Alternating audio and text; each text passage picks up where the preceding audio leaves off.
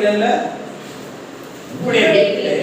வாசமாய் இருக்கிறவர்கள் பாக்கியவான்கள், அவர்கள் எப்பொழுதும் உம்மை துதித்துக் கொண்டிருப்பார்கள். ஆமென். எப்பொழுதும் என்ன செஞ்சு கொண்டிருப்பாங்க? துதித்துக் கொண்டிருப்பாங்க. அவருடைய வீடு இப்ப நமக்கு அவருடைய வீடு எது? இதுதான். ஹalleluya. சபை தேவனுடைய வீடாக இருக்கிறது.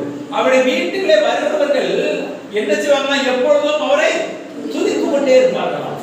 நீங்க சில திருச்சபைக்கு நீங்க போங்க, அங்க ஊழியக்காரர்களே வந்துக்க மாட்டாங்க, தனியா போய் அந்த ஆண்டவரை ஸ்தோத்திரம் பண்ணிட்டே இருப்பாங்க, எல்லாரும் பாடிக்கிட்டே இருப்பாங்க, எல்லாரும் ஜெபம் பண்ணிட்டே இருப்பாங்க. நீங்க பெரிய பெரிய சபைகள்லாம் நீங்க பாத்தீங்கன்னா ஆட்கள் வந்துட்டு ஜெபம் பண்ணிட்டு போயிட்டே இருக்கும், திறந்து வச்சிருப்போம். அவங்க வந்து ஜெபம் பண்ணிட்டு போயிட்டே இருப்பாங்க, துதிச்சு கொண்டே இருப்பாங்க. அவருடைய வீட்டுல மனமகிழ்ச்சியா வந்து இருப்பாங்க. ஹalleluya. அவருடைய வீட்டுல நம்ம என்ன அவரை துதித்து கொண்டே இருப்பார்கள். அவங்க வீட்டுல வந்து உலகத்தை நினைச்சு கொண்டு இருப்பதற்காக அல்ல, அவரை துதித்து மகிமைப்படுத்துவார்கள். அவர்களுக்கு வேண்டியதை அவர் செய்து முடிப்பார். ஹalleluya. எதனால அந்த துதி வருகிறது? தேவன் உள்ள நம்பிக்கையினால் வருகிறது. உங்க துக்கத்துல இருக்கும்போது நீங்க தேவனை நம்பலனா நீங்க என்ன செய்ய முடியாது? துதிக்க முடியாது. ஹalleluya. அப்போ அதை செய்கிறார். அப்ப அவரில் பலன் கொள்ளுகிற மனுஷர்கள் பாக்கியவான்கள் என்று சொல்லுகிறது.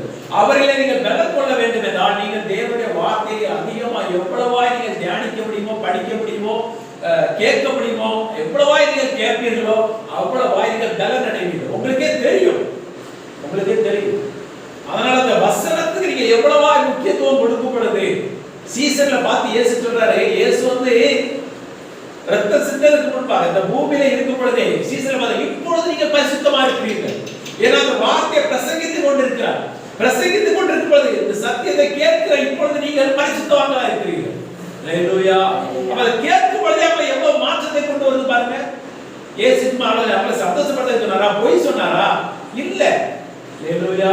அவருடைய சத்தியம் உங்களை விடுதலையாக்கும். அவருடைய சத்தியம் உங்களை வாழ வைக்கும். நீங்க அடிச்சு சொல்றேன், பிரச்சனை இருந்தவங்க அந்த பிரச்சனை எல்லாம் கர்த்தர் மாற்றினார் அப்படின்னு ஜெயம் கொடுக்கிற தேவனுக்கு ஸ்தோத்திரம் சொல்லிட்டே இருக்க. கர்த்தர் அந்த வசனம் ஜெயத்தை கொண்டு வந்தே தீரும், வெற்றி பெற வைத்தே தீரும். ஹalleluya. அவர் தழும்புகளால் நான் நோய்பட்டவன் சொன்னோம், தழும்புகளால் நான் சுகமா இருக்கிறேன், தழும்புகளால் என்னை சுகமாக்கிற தேவனுக்கு ஸ்தோத்திரம், என் நோயை சுமந்து தீர்த்த தேவனுக்கு ஸ்தோத்திரம்.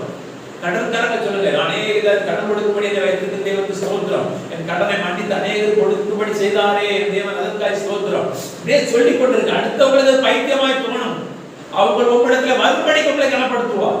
இரண்டாவது வார்த்தையை கனப்படுத்துறீர்கள், அவருடைய வார்த்தையை நீங்க நம்புகிறீர்கள். அந்த வார்த்தை அவர்களை நம்புகிறவர்களுக்கு அது கேடயமாய் இருக்கும் என்று வேதம் சொல்லுகிறது. ஆமென். தேவனுடைய வார்த்தை நம்புகிறவர்களுக்கு அது கேடயமாய் இருக்கும், பாதுகாப்பா இருக்கும். எது? வானத்தை பூமி உண்டாக்கின சர்வ வல்லமையுள்ள அந்த வார்த்தை, சகலத்தை உண்டாக்கின வார்த்தை உங்களுக்கு கேடகமாய் இருக்குமா?